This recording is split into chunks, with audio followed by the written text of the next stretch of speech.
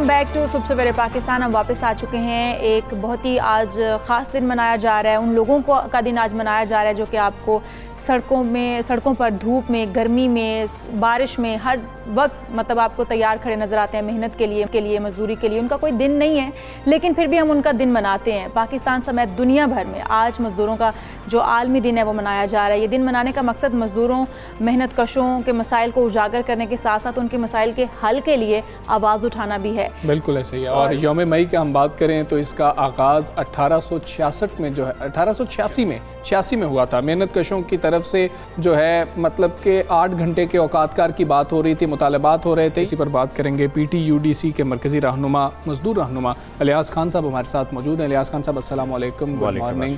بہت شکریہ آپ آئے. سر یہ بتائیں کہ ہم یوم مزدور بچپن سے ہم لوگ سنتے آ رہے ہیں تو تقریباً اب ہم دیکھ لیں تو 1.5 صدی جتنا عرصہ گزر گیا, لوگ یہ دن جو ہے منا رہے ہیں, لیکن کیا اس کا آج تک کوئی فائدہ ہوا؟ اس کا مقصد کیا ہے؟ مقصد پورا ہو سکا؟ دیکھیں ایسا ہے کہ 1886 کو ایک واقعہ ہوا شکاگو, امریکہ کے شہر. شکاگو کے اندر واقعہ یہ کیوں ہوا تھا؟ ایوری باڈی نوز کہ محنت کشوں نے اپنے بنیادی حقوق کے لیے وہاں پر لڑائی لڑی, پروٹیسٹ کر رہے تھے. 8 گھنٹے سے زائد کام لیا جاتا تھا ان سے, 12 سے 14 گھنٹے تک وہ کام کرتے تھے.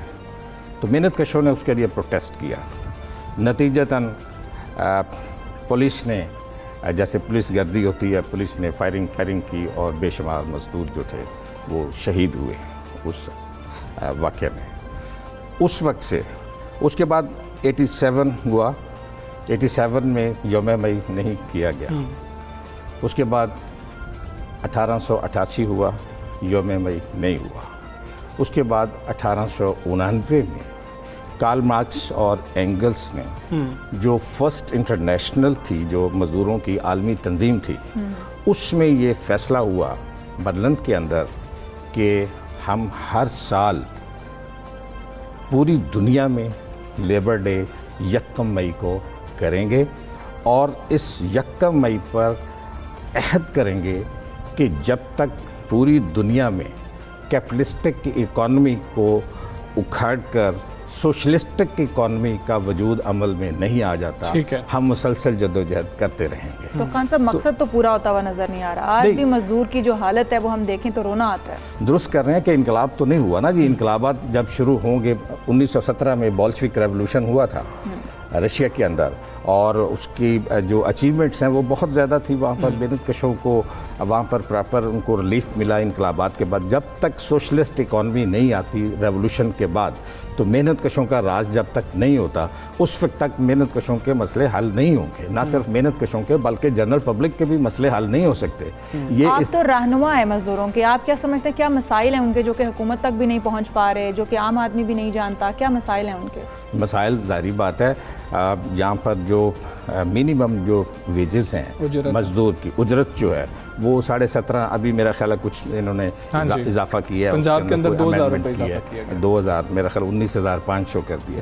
آئی ڈونٹ تھنک کہ ایک فیملی جو ہے وہ 19,500 میں, آپ خود بتائیے کہ وہ اس کے گھر کے اخراجات اتنے زیادہ ہوتے ہیں, کیا وہ اپنے گھر کو چلا سکتے ہیں؟ نہیں چل سکتا. تو یہ تو ان کو پتہ ہے جو یہ کام کرتے ہیں. آئی ڈونٹ تھنک ان کے مسئلے حل ہو نہیں سکتے اس نظام میں. جبکہ دوسری طرف آپ دیکھیں محنت کش, چاہے وہ صنعتی مزدور ہیں اور چاہے وہ زرعی مزدور ہیں, وہ کتنی محنت کرتے ہیں. یہ ہم جو لباس پہنتے ہیں, یہ جو ہم کھاتے ہیں, جو ہم فوڈ لیتے ہیں, چاہے کھیت مزدور ہے چاہے فیکٹری مزدور ہے, وہ سب کچھ ان کی بدولت ہی یہ سارا کچھ آ رہا ہے. لیکن ان کو ملتا کچھ نہیں ہے. ان کے جسموں پر چیتھڑے ہیں, ان کے پاؤں میں جوتیاں نہیں ہیں, ان کے بچے بھوکے مر رہے ہیں, ان کے پیرنٹس جو ہیں وہ لا علاج مر رہے ہیں. علاج موجود ہے لیکن پیسے نہیں ہیں. نہ ان کو سوشل سیکورٹی ملتی ہے, نہ ان کو تحفظ ملتا ہے, نہ ان کے گھر کا کچن چلتا ہے. اس سے نظام میں, جس کو ہم نظام سرمایہ داری کہتے ہیں, جب تک یہ نظام سرمایہ داری موجود ہے, یہ 150 سال ہو گیا, یہ 150 سال اور بھی لگ سکتا ہے, بلکہ صدیاں بیت جائیں گی مسئلہ ایک بھی حل نہیں ہو سکتا جب تک نظام تبدیل نہیں جب تک نظام تبدیل نہیں ہوگا. ٹھیک ہے. یہ نظام نہ ہمیشہ سے ہے نہ یہ ہمیشہ رہے گا. اور اس کی شروعات جو ہے 1917 میں Bolshevik revolution under the leadership of Lenin اور لین ٹروٹسکی وہ انقلاب ہوا تھا اور اس کی حاصلات جو ہیں وہ محنت کشوں نے دیکھی ہیں. خان صاحب ہم یہ دیکھتے ہیں مطلب سوشل میڈیا پہ ایک ٹرینڈ چل رہا ہے, ہم پچھلے گزشتہ کچھ سالوں سے ہم دیکھ رہے ہیں کہ جی کہ لوگ یہ بات کرتے ہیں کہ جی کہ اس دن یوم مزدور جب منایا جا رہا ہے اس دن کا کیونکہ چھٹی ہوتی ہے تو مزدوروں کو الٹا دکھ ہو رہا ہوتا ہے کہ آج کی دہاڑی بھائی ہماری نہیں لگنے لگی ہے. لیکن جب وہی مزدور ہمارے گھر میں کام کر رہا ہوتا ہے تو ہم اس کو عزت دینے کو بھی تیار نہیں ہوتے. عزت کتنا بڑا مسئلہ ہے کہ ہر شخص کو عزت دی جائے, وہ جو بھی کام کر رہا ہے. آپ کوئی کام کر رہے ہوں گے, آپ ایک اپنے منصب پہ ہوں گے, وہ بھی کچھ کام کر رہا ہے, اس کو کم از کم اور آپ کچھ نہیں دے سکتے, عزت تو دے دیں. نہیں عزت یہ بالکل درست کہہ رہے ہیں, یہ اس نظام کی غلاظتیں ہیں, یہ گندگی ہے اس نظام کی کہ ہم نفرت کرتے ہیں محنت کش سے. یہ ہماری نفسیات میں یہ چیز جا چکی ہے. حالانکہ یہاں پر عظیم آدمی یا بڑا آدمی کس کو کہا جاتا ہے؟ جس کے پاس بہت دولت ہے, فیکٹریاں ہیں, کارخانے ہیں, زمینیں ہیں, بڑی بڑی گاڑیاں کھڑی ہیں گھر میں. حالانکہ وہ بڑے چھوٹے لوگ ہیں. چھوٹا تو وہ, بڑا انسان تو وہ ہے جو محنت کش, جو ہمارے لیے لباس بنا رہا ہے, جو ہمارے لیے عمارتیں کھڑی کر رہا ہے, جو ہمارے لیے کپڑا بن رہا ہے, جو ہمارے لیے جوتیاں بنا رہا ہے, جو فیکٹریوں اور کارخانوں میں کام کرتا ہے. بڑا آدمی وہ ہے. بڑا آدمی وہ نہیں ہوتا جو بڑی بڑی گاڑیاں اور کسی وجہ سے اس نے چوری کی ہے, بددیانتی کی ہے, ڈسنیسٹی کی ہے, کروکنیس کے ساتھ, وہ بڑا نہیں ہے, وہ چھوٹا انسان ہے کیونکہ وہ کام نہیں کرتا کوئی. جو کام کرتا ہے بڑا وہ ہے. اسی لیے یہ ہماری نفسیات بن گئی ہے کہ یہ چھوٹے لوگ ہیں, ان کی عزت نہ کی جائے. ہمیں تو مذہب کا بھی نہیں پتہ. اگر ہم مذہب کی طرف دیکھیں تو اخلاقیات میں یہی ہے نا کہ آپ غریب اور محنت کا طبقہ جو ہے اس کے ساتھ محبت کریں. ہماری نفسیات میں یہ چیز آ چکی ہے, ہم ان سے نفرت کرتے ہیں. حالانکہ وہ بڑے عظیم لوگ ہیں. جو محنت کش طبقہ ہے وہ بڑا عظیم ہے کہ وہ سماج کو وہ چلا رہا ہے, سوسائٹی کو وہ چلا رہا ہے. یہ فیکٹریاں, یہ کارخانے, یہ ٹرین, یہ جہاز, یہ دفاتر, یہ سارے وہ چلا رہے ہیں. کھیتوں کے اندر محنت کش طبقہ اگر ہل چلا کے اب گندم پیدا نہ کرے تو ہم کھا نہیں سکتے. ٹھیک ہے. اگر وہ سبزیاں نہ بنائے, اگر وہ چاول کی کاشت نہ کرے, اگر وہ پھل فروٹ سب نہیں, یہ تمام تو سر ہم اس دن کو منانے کی روح کو سمجھ پائیں. آپ کو یہ لگتا ہے کہ ہمیں پتہ ہے کہ اس دن کا مقصد کیا اور ہم ٹھیک طریقے سے منا رہے ہیں یا ہمیں پتہ ہی نہیں ہے؟ میں سمجھتا ہوں کہ یہ بہت بڑا المیہ ہے حمزہ صاحب, یہ بہت بڑا المیہ ہے کہ یہ ایک ایسی شعوری لڑائی کرنے کی ضرورت ہے. یہاں پر محنت کشوں کے بے شمار لیڈر جو ہیں وہ ایک روایتی طور پر یہ دن مناتے ہیں. بس جیسے مختلف دن منائے جاتے ہیں, واک کر لی, دوسرے مختلف خواتین کا وغیرہ سیمینار کرا لیے. حالانکہ اس کا مقصد جو ہے اس دن کا, وہ مقصد یہ ہے کہ ہر یوم مئی کو شکاگو کے محنت کشوں نے جو اتنی بڑی قربانی دی, اپنی جانوں کا نذرانہ پیش کیا, اس کے مقاصد کو سمجھا جائے کہ اس کا پس منظر کیا تھا. اس کو ہائی لائٹ کس نے کیا؟ مزدوروں کی محنت کش طبقے کی جو پہلی انٹرنیشنل تھی, اس کے جو قائد تھے کارل مارکس اور اینگلس, انہوں نے اس کا فیصلہ کیا تھا کہ ہر سال ہم تجدید عہد کریں گے محنت کشوں کے ساتھ, اور یہ دن اس وقت تک منایا جاتا رہے گا جب تک کرۂ ارض پر تمام ملکوں میں نظام سرمایہ داری ختم کر کے ایک اگلا عہد جس کو ہم سوشلسٹ نظام کہتے ہیں, جب تک اس کی شروعات نہیں ہوتی اس وقت تک یہ دن منایا جاتا رہے گا. ریلیاں کرنا اور سیمینار کرنا اور دن برائے دن منانا, یہ میرا مسئلے کا حل نہیں ہے. یہ مسئلے کا حل نہیں ہے اور اس کی مقصدیت کو نقصان پہنچانے کے مطابق. بالکل ٹھیک ہے. الیاس خان صاحب بہت شکریہ آپ کا, صبح سویرے پاکستان کا آپ حصہ, اور وہ یہی کہہ رہے ہیں کہ یہ دن منانے کا مقصد تب تک پورا نہیں ہو سکتا جب تک ہم اس کی مقصدیت کو سمجھے نہ اور پھر نظام تبدیل نہ ہو. تو ہم امید کرتے ہیں کہ ہم مزدوروں کی بات تو بہت کرتے ہیں سوشل میڈیا پہ, صبح سے میں دیکھ رہا ہوں, بلکہ رات سے ہی جب 1 مئی شروع ہوئی تو اشعار لگنا شروع ہو گئے تھے. تو آپ کم از کم اور کچھ نہیں کر سکتے, ان کو عزت دینا شروع. بالکل ایسے ہی ہم روڈز پر بیٹھے ہوئے دیکھتے ہیں مزدوروں کو کس ذبح حالی کا شکار ہیں, اس آس امید پہ بیٹھے ہوتے ہیں کہ آج کوئی گاڑی رکے گی، ابھی کوئی گاڑی رکے گی تو ہمیں کوئی کام مل جائے گا، ہم اپنے گھر والوں کے لیے کچھ کما لیں گے. تو خدا را ان کے لیے بھی سوچیں جو کہ اس وقت ہمارے منتظر ہیں کہ ہم کب ہمیں کام ملے، ہم کب کچھ کما سکیں، ان کے حقوق کا، ان کی عزت کا جیسے حمزہ نے کہا خیال رکھیں. آگے بڑھتے ہیں حمزہ. ہاں بات کریں گے، بڑا ہی اہم معاملہ ہے. بالکل، مطلب کہ یہ آنکھ سے ریلیٹڈ معاملہ ہے. اگر آنکھ نہ ہو، یہ قدرت کی ایک بہت ہی عظیم نعمت کہہ لیں تو غلط نہیں ہوگا، کیونکہ آنکھ اگر نہ ہو یا ٹھیک نہ ہو تو آپ دنیا کے جو حسین نظارے ہیں ان کو دیکھ نہیں سکتے ہیں. بالکل آپ ایسے جو ہی ہے، روشنیاں ہیں، جو رنگ و نور ہے، اس سے محروم رہ جاتے ہیں. بالکل ایسے ہی ہے. اور یہ مطلب خدا کی یہ بہترین نعمت اہم بھی ہے اور انتہائی حساس بھی ہے. اس لیے آنکھوں کی کوئی نہ کوئی شکایت اکثر آپ کو گھیری لیتی ہے. ان میں سب سے سنگین مسئلہ آنکھ کا کینسر ہے. اور ایک رپورٹ کے مطابق ہمیں یہ بتایا جا رہا ہے کہ پاکستان میں ہر سال 2200 مریض آنکھوں کے سرطان میں یعنی کہ آنکھوں کے کینسر میں مبتلا ہوتے ہیں، اور ہر سال اس تعداد میں مسلسل اضافہ ہوتا جا رہا ہے. اس رپورٹ سے پہلے میں اگر اپنی ذاتی طور پر بات کروں تو مجھے یہی لگتا تھا کہ آنکھیں کیا ہوتی ہیں، کمزور ہو جاتی ہیں، آپ کی بینائی کمزور ہونا شروع ہو جاتی ہے، کوئی اتنا سنجیدہ معاملہ نہیں ہے. لیکن اس رپورٹ کے بعد میں بھی پہلی دفعہ مجھے لگا کہ یہ بہت سنجیدہ معاملہ ہے، اس کا خیال کرنا چاہیے. اور اس میں بچوں میں یہ بہت زیادہ پھیلتا ہے. بچوں میں اس طرح کی جو ماہرین یہ کہتے ہیں کہ تعداد بہت زیادہ ہے کہ بچے جو ہیں وہ آنکھوں کے مرض میں مبتلا ہو جاتے ہیں. 30% ریشو بتائی گئی ہے. تو ہم اگر بچوں کی آنکھوں کو بھی بر وقت ہمیں پتہ چل جائے تو ہمیں ڈاکٹر سے کنسلٹ ضرور کرنا چاہیے کہ بچے کی آنکھوں میں یہ پرابلم آ رہی ہے، یہ آ رہی ہے. بڑوں کے لیے بھی سیم ہے، لیکن ہم لوگ یہ سوچتے ہیں کہ بھئی ایک مدت جو ہے، ایک عمر آپ گزارتے ہیں، اس کے اوپر جا کے آپ کی آئی سائٹ ویک ہونی شروع ہو جاتی ہے یا کچھ آپ کو آنکھوں کے مرض جو ہیں ان میں مبتلا ہونا پڑتا ہے. لیکن یہ نہیں ہے، یہ بچوں میں سے ہی اسٹارٹ ہو جاتے ہیں چھوٹی عمر میں. ایسے ہی ہے. طبی ماہرین کے مطابق آئی کینسر سے زیادہ تر بچے ہی متاثر ہو رہے ہیں، اور اگر بر وقت علاج شروع ہو جائے تو بینائی بچ سکتی ہے. ماہر امراض چشم یہ بھی کہتے ہیں کہ آنکھوں کے سرطان کا علاج بھی بہت زیادہ پیچیدہ ہوتا ہے. ایک طرف تو مطلب کہ کینسر کو کنٹرول کرنا ہوتا ہے، دوسری جانب جو ہے یہ جو بگڑ جانے والا حصہ ہوتا ہے اس کو اصلی حالت میں لانا بھی ہوتا ہے. یہ بہت زیادہ مشکل مرحلہ ہوتا ہے کہ دو چیزوں کو ایک وقت میں دیکھنا پڑتا ہے. اور ڈاکٹرز یہ کہتے ہیں کہ اگر آنکھ میں ہلکا سا ابھار یا نہ سمجھ آنے والی کوئی تکلیف محسوس ہو تو فوراً چیک اپ کروائیں. ماہرین یہ بھی ساتھ ساتھ کہتے ہیں کہ ٹیومر یا سرطان کو روکنا پہلا چیلنج ہوتا ہے. اگر یہ پھیل گیا تو آنکھ ضائع بھی ہو سکتی ہے، غفلت کے نتیجے میں موت بھی واقع ہو سکتی ہے. تو بہت ہی کہہ لیں کہ یہ تکلیف دہ مرحلہ ہوتا ہے جب آپ کو کسی اپنے کی آنکھوں کے کھونے کا پتہ چلے کہ آنکھ ضائع ہو چکی ہے یا پھر کوئی بھی وجہ بنی ہے. ٹھیک ہے، اسی صورتحال پر بات کریں ہم کس طریقے سے اپنی آنکھ کا خیال رکھ سکتے ہیں، ہمیں کب ڈاکٹر سے رجوع کرنا ہے. ماہر امراض چشم ڈاکٹر طیب افغان صاحب ہمارے ساتھ موجود ہیں. ڈاکٹر صاحب السلام علیکم، گڈ مارننگ. بچوں میں آنکھوں کے کینسر کی ہم بات کرتے ہیں، بڑی وجوہات کیا آپ دیکھ رہے ہیں، اور یہ مطلب کہ کتنا خوفناک معاملہ ہے، ہم بچوں پہ تو اتنا دھیان ہی نہیں دیتے. وعلیکم السلام، بہت بہت مہربانی، آپ نے مجھے اس پروگرام میں مدعو کیا. جیسے کہ آپ خود ہی ابھی بتا چکے ہیں کہ بچوں میں آئی کینسر جو ہے یعنی آنکھ کا جو کینسر ہے وہ نہ صرف یہ ہو سکتا ہے نظر کو متاثر کرتا ہے، جان لیوا بھی ہو سکتا ہے. اس کے بعد اس کا جو آپریشن کرنے کے بعد پھر اس کے جو آنکھ کی شکل اور چہرے کی بناوٹ اس کو بھی متاثر کر سکتا ہے.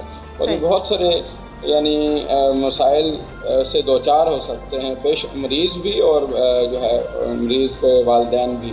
اس لیے آنکھ کا کینسر اس کا علاج بر وقت کرنا بہت ضروری ہے.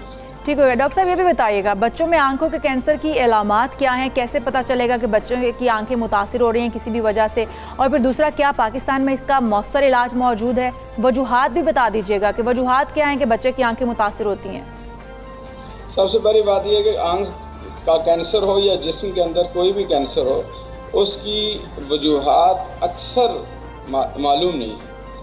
مثلاً آپ کو یہ تو ہر ایک کو معلوم ہے کہ سگریٹ نوشی سے پھیپھڑے کا، منہ کا یا معدے کا کینسر ہو سکتا ہے. کچھ وائرس ہیں جن کی وجہ سے کینسر ہو سکتا ہے، لیکن اب ہر کینسر کی وجہ معلوم نہیں. بچوں میں جو آنکھوں کا کینسر ہے اس میں زیادہ تر جو کینسر ہیں اسے ہم وہ ایک تو جو سارے جسم میں کینسر ہوتے ہیں اسی کا اظہار جو ہے آنکھ میں بھی ہوتا ہے. مثلاً بلڈ کینسر ہے وہ بھی، اور بلڈ کینسر کی کچھ وجوہات تو معلوم ہے کہ جیسے جو ہمارے جو ہے انوائرمنٹ ہے، جو اس میں ماحول ہے جس کے اندر جو ریڈیشنز بڑھ رہی ہیں، خوراک میں تبدیلی آ رہی ہے، ہماری عادات کے اندر جو ہے وہ تبدیلیاں آ رہی ہیں. یہ ساری چیزیں مل کر مطلب یہ سارے ایک سمجھ لیں ایک اندازے ہیں اس محقق جو ہے کیا وجہ ہے ہر ایک چیز اس کی تو بتایا تو نہیں جا سکتا. تو اس لیے لیکن یہ بات جیسے آپ نے فرمایا کہ جو ہے یہ کینسر بڑھ رہا ہے اور پچھلے کئی سالوں سے تقریباً پہلے اگر سال میں 100 کینسر ہوتے تھے تو اب تقریباً 127 کینسر ہوتے ہیں. تو یہ ایک کافی یعنی الارمنگ سچویشن ہے. اور وجوہات اس کے بعد آپ نے پوچھا کہ اس کی علامات کیا ہیں جس کو جی ہاں تو علامات کے اندر سب سے اہم بات یہ کہ دیکھیں جو آئی کینسر میں ایک سب سے زیادہ کامن جو کینسر جسے ہم ریٹینوبلاسٹوما کہتے ہیں وہ اس کا جو وہ ایسے ظاہر ہوتا ہے جیسے آنکھ کے اندر سفیدی ہے. جیسے بلی کی آنکھ چمک رہی ہوتی ہے روشنی میں اندھیرے میں سفید نظر آتی ہے تو اسے کیٹس آئی ریفلیکس کہتے ہیں یعنی سفید نظر آئے گا. اور عام آدمی عام ڈاکٹر بھی اسے شاید کہے یہ سفید موتیا ہے. یہ بہت اہم علامت ہے جسے ہم عام طور پر ٹیکنیکلی لیکوکوریا کہتے ہیں یعنی سفید آنکھ میں سفیدی کا نظر آنا. یہ ایک سب سے اہم اور بڑی علامت ہے. تو ڈاکٹر صاحب کیا پاکستان میں اس کا مؤثر علاج بھی دستیاب ہے یا نہیں ہے؟ اگر کوئی مریض اس میں مبتلا ہو گیا اس کی آنکھ انفیکٹ ہو گئی ہے تو کیا مؤثر علاج دستیاب ہے پاکستان میں؟ جی ہاں علاج تو دستیاب ہے. علاج کا تو اتنا ایشو اس میں نہیں ہے اس لیے کہ علاج اس کا تو سب سے اہم بات یہ ہے کہ بر وقت تشخیص ہو جانا.